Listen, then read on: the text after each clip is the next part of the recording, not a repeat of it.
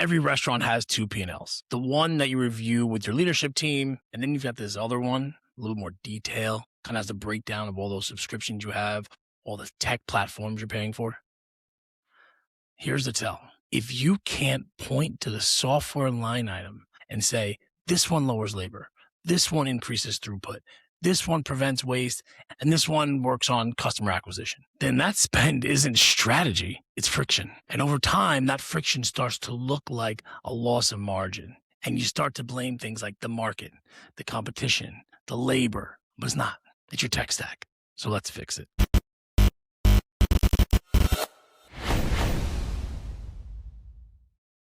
You know, one of the biggest challenges in the kitchen, managing that fryer oil. It's messy, it's hot, somebody's gonna spill it, and quite frankly, nobody ever actually wants to take on that responsibility, or even worse, they lie and they say they did it. Nobody wants that job. That's where Restaurant Technologies comes in. Their total oil management system takes care of everything.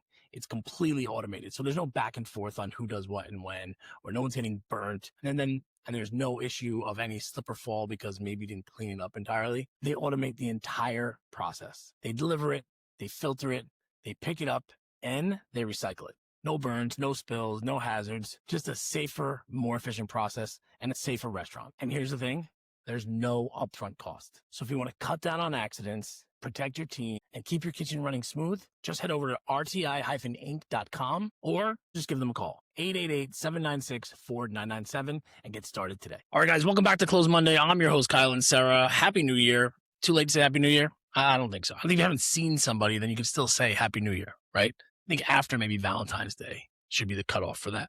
But look, this is the show where we talk about growth, we talk about strategy, we talk about real estate, we talk about anything related to your brand's growth.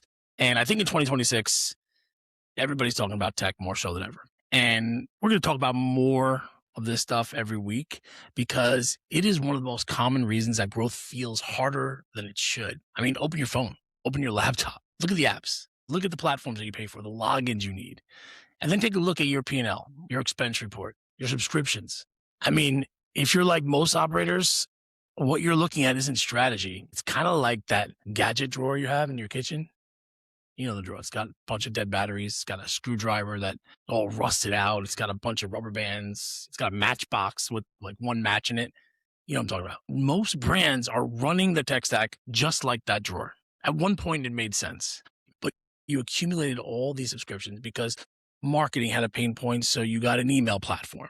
Operations is complaining, so you got a scheduler. Money is kind of all over the place. You're not getting clear reports, so you buy a platform that gives you dashboards. Everyone has a problem, so the company buys a tool as a quick fix. And then what happens? What happens? It becomes an expense. It becomes something that nobody's accountable for. The fact is, most brands are just buying software. Few actually build a system that improves their bottom line and their EBITDA. So today, we're banning the phrase IT budget. Okay, you guys don't have an IT budget or a tech budget. We're going to stop treating software like it's a utility bill. And we're going to really start treating it like it's a lever that you can pull to make some money. I mean, if you're a sucker for some of these tech platforms like I am, and it doesn't lower labor, increase your throughput, reduce waste, or help you bring more customers through the door, then you didn't buy a tool, you bought a toy. I'm guilty of it. I know exactly what that feels like. And toys can get expensive. They don't feel like it, right? $50 a month, $100 a month. But at the end of the day, it adds up. So if this hits home, stick around because I'm going to give you a scorecard that's going to help you really identify those items. And you don't have to be like an IT person to figure it out. So your tech stack is your cost structure. That's it. And what I mean by that, it's like, you know, most of you guys are treating this as something separate. You have your expenses for your business over here. You have operations, you have payroll, cost of goods, all that stuff. And then you have the software tech costs over here. Why? Right? These two things have to be working together. And I understand it may be cutting against the grain for how a lot of you guys came up in this business, but your stack is really your cost structure. It's basically like physics. Every workflow your stack touches becomes one of four things. Number one, labor you don't need, time you don't waste, 3, inventory you don't throw out, or customers you acquire more efficiently. If it's not doing one of those 4 things, it is not leverage. It's strictly overhead, taking money out of your pocket. And we all know that's something you cannot afford to do. So there are 4 buckets we're going to talk about today, and hopefully this makes sense to you. And if the tools I'm talking about doesn't fit in one of these buckets, you got to go. All right. That's it. We're taking a hardline stance. We're making money this year. And some of these things just have to gotta lose them. Okay. Your accountant has probably already been in your ear. You knew it had to go. But you keep forgetting when the membership renews. Then you don't want to call them. I get it. Now let's talk about tech as a labor substitution, right? Does this software allow one person to do the work of 2 or 3 people? Not make it easier. I don't want to hear about making it easier, not reduces stress. I want to know how it's affecting the business. I mean, does it reduce the hours? Or does it allow your staff to redeploy some of those hours into more revenue generating activities? Because if you implement $1,000 a month platform and labor doesn't change, you didn't optimize anything. You added a fixed cost. So this is where teams get tricked. You start talking about things like time saved, but it's not the same as money saved or savings on payroll. Your payroll is a scorecard. When did you get the platform and what was your payroll? How long have you had it? Let's give it 90 days. What's your payroll now? That's how you're going to judge. That's it. That's how you're going to make sure that this makes sense for you. All right. Second bucket is throughput. Throughput is speed, capacity, the movement of money. Your KDS is there for one reason: to shave seconds off those ticket times, reduce bottlenecks, reduce remakes, move orders faster. You need this to be a quick anchor, so to speak. Okay. So if you're doing 1,000 orders a day and you shave 20 seconds off each order, that's 20,000 seconds. That's like 5.5 hours recovered each day. Now that's payroll. That's capacity. That's not some techie vibe BS. That's real math, real numbers. And your accountant and your investor are going to love you for it. Okay, bucket 3, waste prevention. Waste is inventory. Waste is labor. Waste is marketing. A dashboard that tells you lost money is not prevention. It's like an autopsy. Prevention changes the behavior before the loss even happens. Forecasting that improves ordering, alerts that you get that will stop overprep, controls that reduce comps, and then some guardrails maybe that prevent errors. Waste prevention should show up as fewer things going in the trash and fewer mystery line items. You know, that old thing where they type in open cash item? That used to be a big problem in my restaurant. But this is where the industry starts to lie to itself. Okay, bucket 4, customer acquisition and efficiency. A lot around this.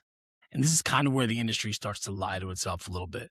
These quote unquote loyalty programs. Everyone buys loyalty because it feels responsible. And let's face it, you are face to face with somebody asking you to sign up for this loyalty program in some cases. And you're like, yeah, sure, I'll take it. You're like guilted into taking this. And who knows if you'll ever be back there. Maybe some of you use it. I'm awful with it. But at the end of the day, everyone's buying into these loyalty programs because it feels like the right thing to do. But the reality is points are a liability. They're a real liability, and points cost. If your customer loyalty program, okay, can't change a forecast, a schedule, or an order pattern, then it's not loyalty. There's a word for those things. They're called coupons. You don't want to be giving out coupons. Real loyalty is knowing who's coming, when they're coming, and what they're going to buy. That's it. That's what loyalty is. This way you're staffing and prepping accordingly. You have the data, you have the information, you know what they're going to order. Everybody's a loyalty member. It's all right there for you. All the data is there, and you can use all the systems that you now have to staff your restaurant and to prep for the evening and prep for the day or whatever it is according to what you have there. That's value. But if you're just discounting what people are already going to buy, I mean, you're not building loyalty. You're building people who like discounts. And you certainly, I'm guessing, do not want to become the discounted brand. Because at that point, you are intentionally eroding your own profit and calling it some kind of strategy.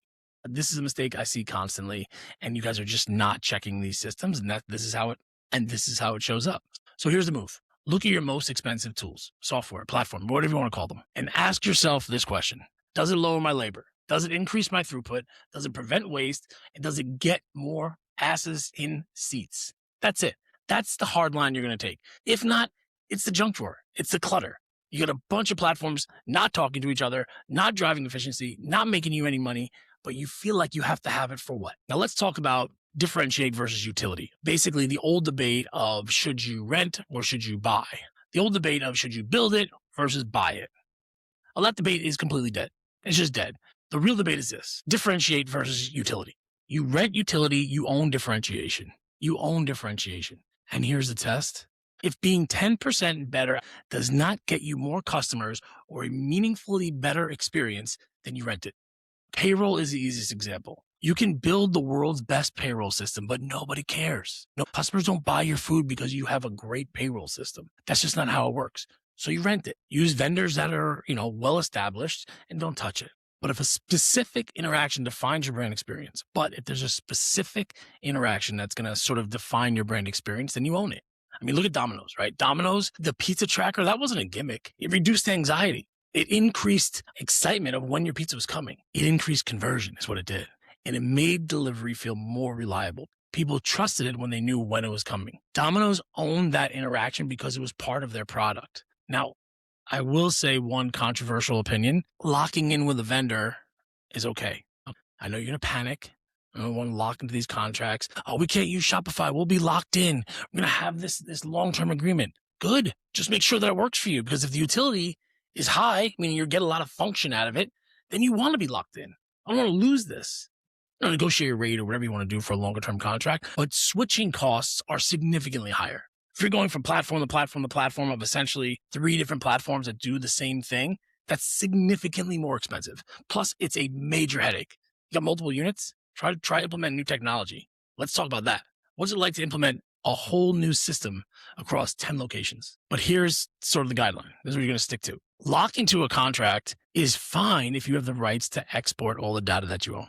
Whole other show. You own the data. If you can't export customer information, transactions, item level detail, run and figure out something else. That's one thing I would say. If you can export it and the platform handles all the details so you can focus on differentiation, well, that's not a trap. That's a foundation. That's how you build a business. And this is why growth feels harder than it should. Teams spend executive level time arguing about, this sort of platform freedom where you're only locked into 30 days instead of building a stack that actually compounds. There'll be a lot more on this on another episode, because data is where brands can scale clean. Just had this conversation with a client the other day. So you're either scaling clean or it becomes absolute chaos. So that's one thing I would say about that. Now let's measure this like adults. Most IT reporting is uptime, it's logins, it's daily active users. Those are not business metrics that you give a shit about. I want you to measure the financial leverage. So 3 metrics I want you to focus on, and you're going to review them monthly, put them on the same page as labor and cost of goods. First metric, okay, revenue per seat. This is for sales and marketing tools. If you add a seat, a license, a user, a rep, does the revenue go up? If you add tools and revenue stays flat for 2 or 3 months, either the tool isn't helping or it's creating admin work instead of some sort of output that you actually desire. Flat revenue per seat is a major warning sign. Number 2, the kill switch ratio. That's what we're going to call this, the kill switch ratio, meaning ask yourself this. If we turn the software off tomorrow, how many hours would it take to replace it? Fair question. If the answer is under 10 hours, cancel it or figure out a way to consolidate it. But if the answer is 10 to 50 hours, evaluate the usage and the ROI. If the answer is 50 to 100 plus, it's doing real work. Okay, you need to optimize it. You need to figure out a way to negotiate the cost down. But if nobody knows the answer, you got a real problem. You got a real problem with your tech stack. Everyone thinks it's working just because it's there. Essentially, what you need to know is the exchange rate between your software bill and your payroll. I feel like I'm beating a dead horse, but you guys really got to understand that software isn't tech. It's labor in a different form. I think that's the best way to look at it. Software is not tech. It is labor, just in a different form. Now, the last one I call like a human API tax. Okay, you guys know what API is? It's kind of like how platforms communicate with one another. So walk around your restaurant, walk around your office, and watch what everyone's doing. If somebody's got 2 platforms up and they're copying data from one to another, or they're downloading this and exporting into the other one, that person right there is a human API. They are serving as the way to communicate between 2 different platforms, and that is not helpful to you. In fact, it is the most expensive part of this entire thing. Any reoccurring copy and paste workflow is an integration project. If integration health is low, you don't need another tool. What you need to do is connect the tools you're already paying for. All right, hopefully you're going to take something away from there and really start to take a look at this stuff and see what makes sense. Now's the time, still the beginning of the year. So here's your homework. Pull your last month's bank statement, your credit card statements, and highlight every software SaaS charge. Pick one, just one. Ask this question. Does it lower labor? Does it increase throughput? Does it prevent waste? Or does it get more asses in seats? If you can't answer in under 3 seconds, adios. Get rid of it. Okay, chopping block done. Cancel the trial, consolidate the vendor, reduce the noise, stop with the gadget drawer, start building an operating system. And if you want the notes from this episode, the buckets, the scorecards, the kill switch questions, I'm going to link them in the description. All right, guys, that's it. I'll see you next week.